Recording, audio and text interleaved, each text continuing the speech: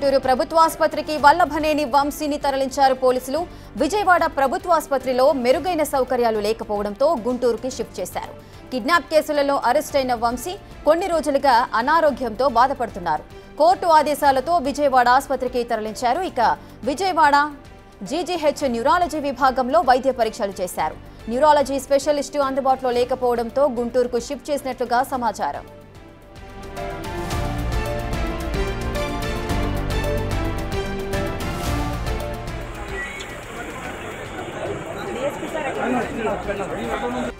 Ex-MLA Vamsi గారు జీజీహెచ్కి refer చేశారు.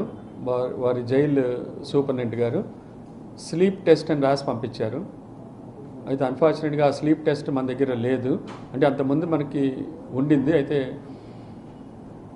అది గత 1 yearగా రిపేర్లో ఉండటం వల్ల న్యూరాలజిస్టులు చూసి స్లీప్ టెస్ట్ మన దగ్గర లేదు కాబట్టి అది చేయలేమని చెప్పి మిగతా టెస్టులను చేసి మిగతాగా ఎగ్జామిన్ చేసి, అట్లాగే జనరల్ ఫిజిషియన్ పల్మనాలజిస్ట్ కూడా వారిని ఎగ్జామిన్ చేసి వారికి మందులు రాసి పంపించారు. అవసరమైనవి చూసి వారు స్టేబుల్గా ఉన్నారని చెప్పారు. అందుకని వారిని అవుట్ పేషెంట్గా చూసి వారికి కావాల్సిన టెస్టులు రాసి, ఈ స్లీప్ టెస్ట్ మన దగ్గర అవైలబిలిటీ లేదు, వారు మిగతా హైయర్ సెంటర్ ఎక్కడికైనా స్విమ్స్ కానీ వారి ఇష్టం వచ్చిన చోట అది మనకి చూపించుకోవచ్చు అని చెప్పి వారు ఉన్న చోట్ల వాళ్ళకి సజెస్ట్ చేసి పంపించారు. వారు కూడా హ్యాపీగా వెళ్ళిపోయారు.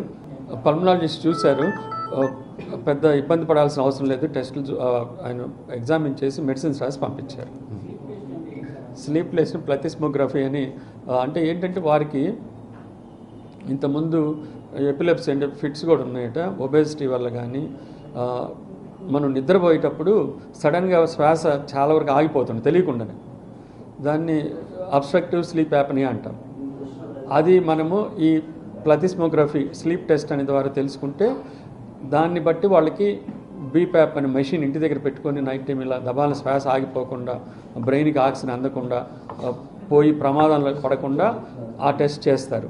అది బీప్యాప్ పెట్టాలా లేదా, వారికి ఎలాంటి ఆక్సిజన్ అందించాలి ఇంట్లో, ఇలాంటివి కొన్ని దానివల్ల తెలుస్తాయి.